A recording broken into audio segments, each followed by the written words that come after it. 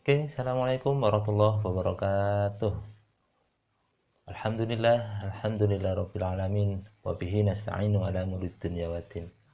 Allahumma shalli ala sayyidina Muhammad wa ala ali sayyidina Muhammad. Alhamdulillah Allah mentakdirkan kita untuk bisa berjumpa kembali di channel ini dalam rangka belajar bersama, menggali ilmu agama, memperdalam dan mempertebal keimanan kita kehadirat Allah Subhanahu wa taala. Oke, kesempatan ini saya akan menjelaskan mengenai apa yang dimaksud dengan jamak dan qashar. Kenapa? Ini satu hal yang penting, mengingat bahwa sholat itu adalah satu kewajiban, satu amalan yang nanti di akhirat pertama kali akan dihisab amal kita adalah sholat. Namun dalam kehidupan kita sehari-hari sering kita lihat, bahkan kita sendiri kadang-kadang merasakan dan menghadapi satu masalah. Apa? Kita berat untuk melaksanakan sholat dengan berbagai macam alasan. Karena tidak ada tempat, karena tidak ada waktu, karena repot, dan seterusnya. Contoh, kita ingin bepergian, di mana jarak kepergian kita itu memerlukan waktu yang lama.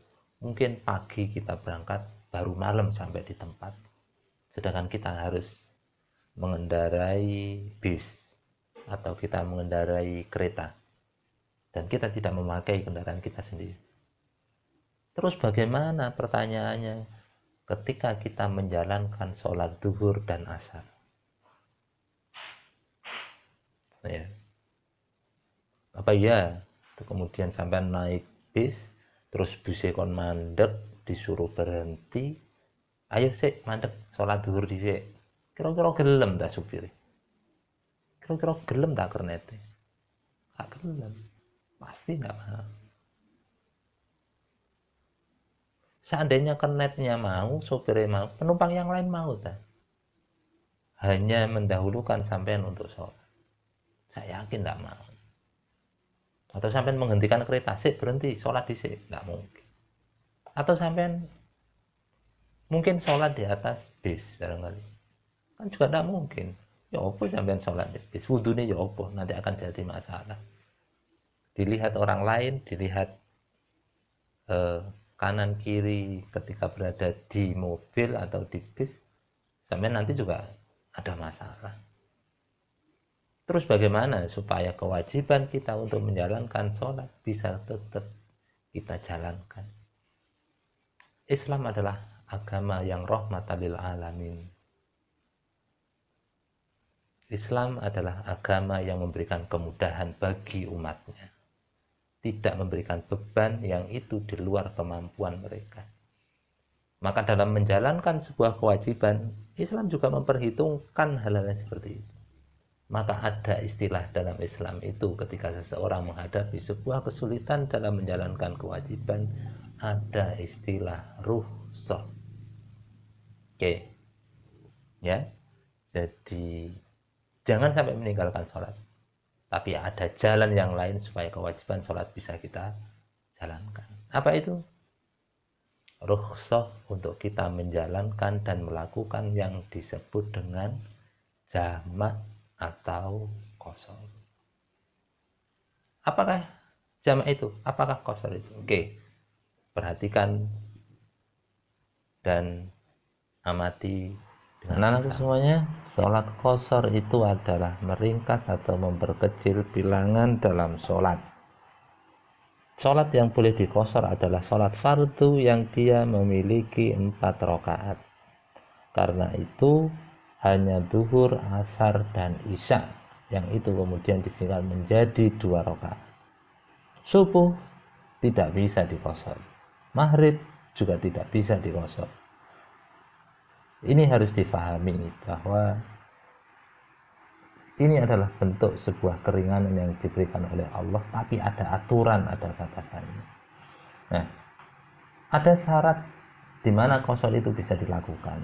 Yang pertama adalah orang yang melakukan qashar itu memang dalam perjalanan yang jauh, kira-kira 81 km atau perjalanan yang ditempuh dalam waktu sehari dan semalam. Yang kedua adalah perjalanan yang dilakukan itu bukan untuk maksiat. Artinya memang perjalanan dengan tujuan kebaikan. Seperti orang haji, orang mau silaturahmi dan seterusnya. Yang ketiga adalah bahwa sholat yang boleh diqashar adalah sholat yang bilangan rokaatnya adalah 4 rokaat. Dan itu adalah adaan, bukan yang dilaksanakan secara qadha. Ini harus difahami. Yang keempat adalah berniat untuk mengqashar sholat pada saat takbiratul ihram. Pada saat kita niat ingin mengerjakan sholat dengan cara qashar. Yang kelima adalah ketika seorang musafir itu tinggal di suatu daerah untuk menunaikan kepentingannya dan ia tidak berniat untuk mukim atau menetap, maka dia diperbolehkan baginya untuk melakukan qashar hingga dia meninggalkan daerah tersebut.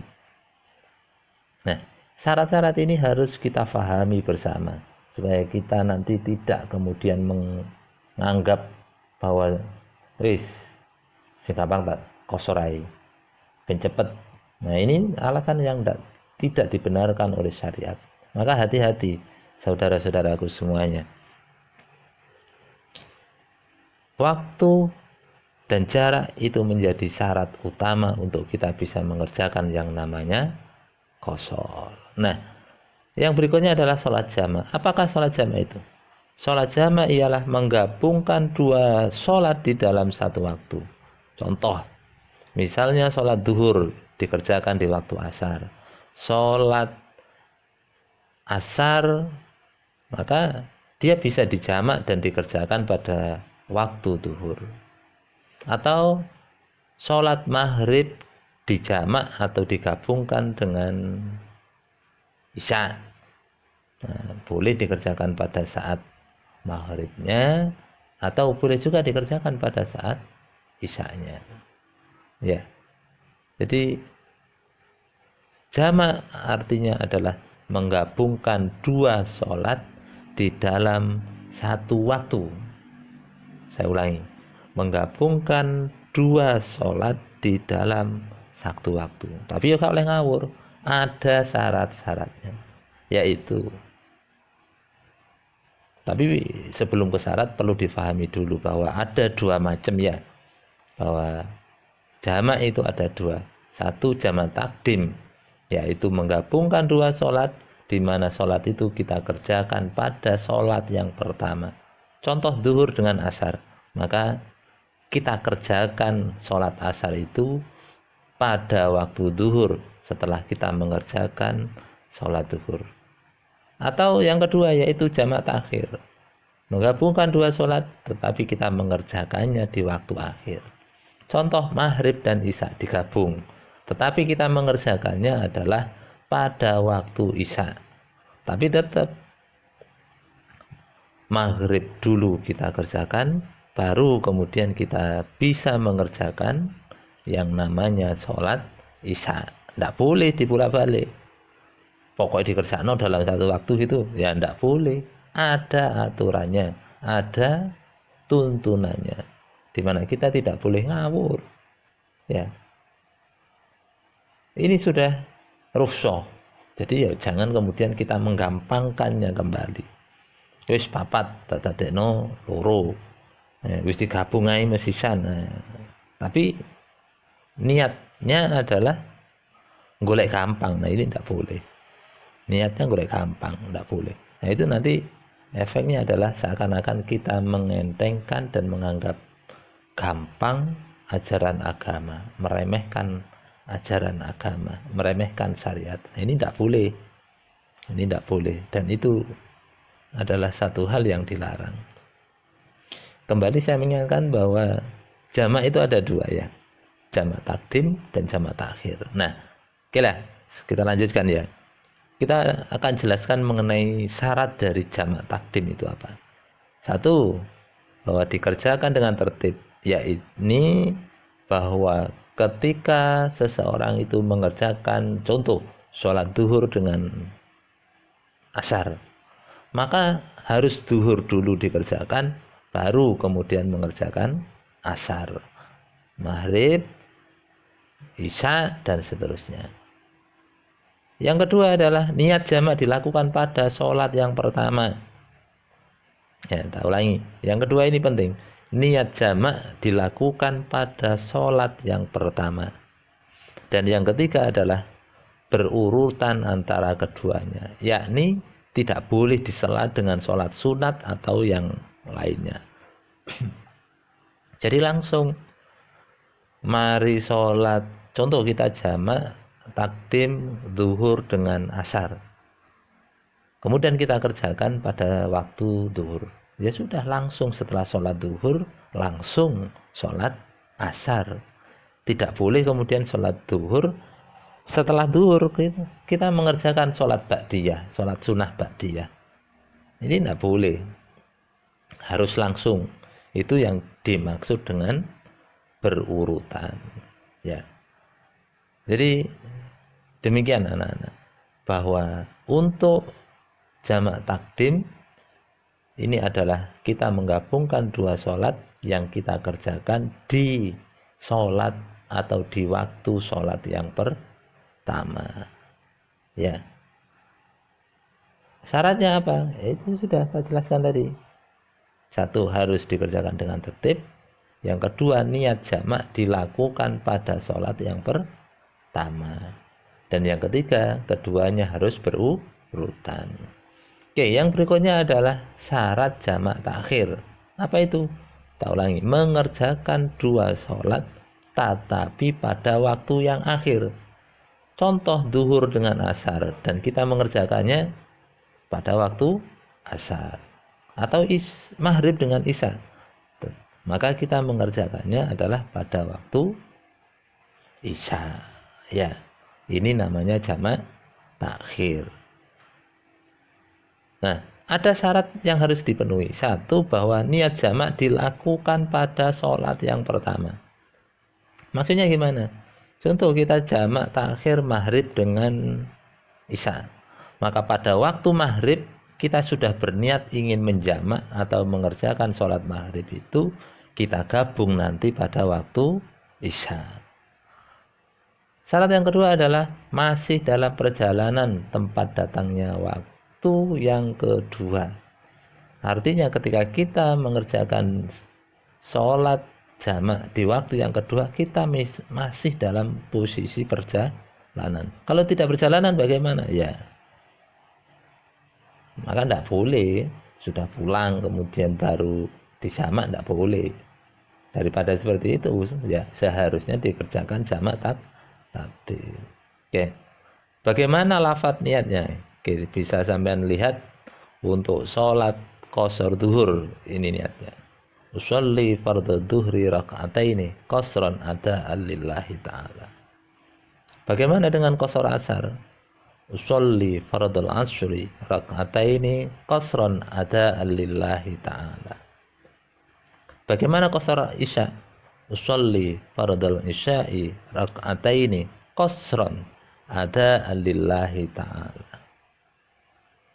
Nah, bagaimana sholat duhur yang dijamak dengan asar? Ini bacaannya. Nah, untuk maghrib yang digabung dengan isya. Usolli fardhul maghribi salatsa raka'atin majmu'an lillahi sya'i ada'an lillahi ta'ala. Nah, ini adalah niat sholat maghrib jamak takhir. Kalau ini usolli fardhu duhri raka'ataini qasran majmu'an ilaihil asy ada lillahi ta'ala. Jamak takdim ya diperhatikan supaya nanti tidak salah dalam niat, meskipun lafadz niat ini tidak wajib. Yang wajib niatnya. Untuk lafadznya itu tidak wajib, tapi yang wajib niatnya. Terus bagaimana? Ya kalau tidak hafal Arabnya atau tidak hafal lafadz Arabnya, maka niat dalam hati dengan bahasa yang bisa dimengerti oleh Anda. Bisa nih Jawa, yo niat atau gawe Jawa. Bisa nih bahasa Indonesia, ya niatlah dengan bahasa Indonesia dalam hati Anda ketika Anda akan mengerjakan sholat. Oke, gimana? Bisa dipahami kan?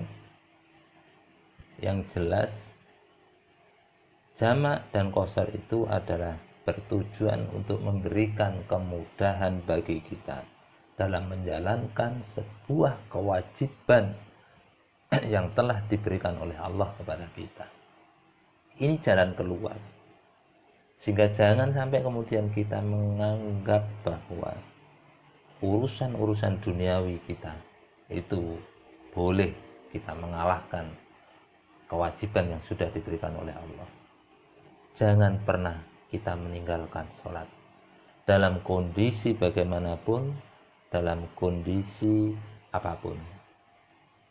Tetap kita harus mengerjakan sholat. Kalau memang dalam kondisi yang penuh dengan kesulitan, maka rukhsah, keringanan yang sudah diberikan oleh Allah berupa jamak dan qashar itu boleh kita gunakan, boleh kita kerjakan.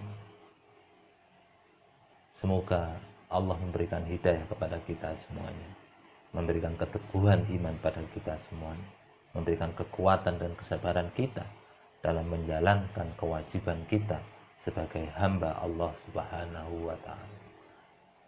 Wabillahi taufiq wal hidayah wal ridha wal inayah. Assalamualaikum warahmatullahi wabarakatuh.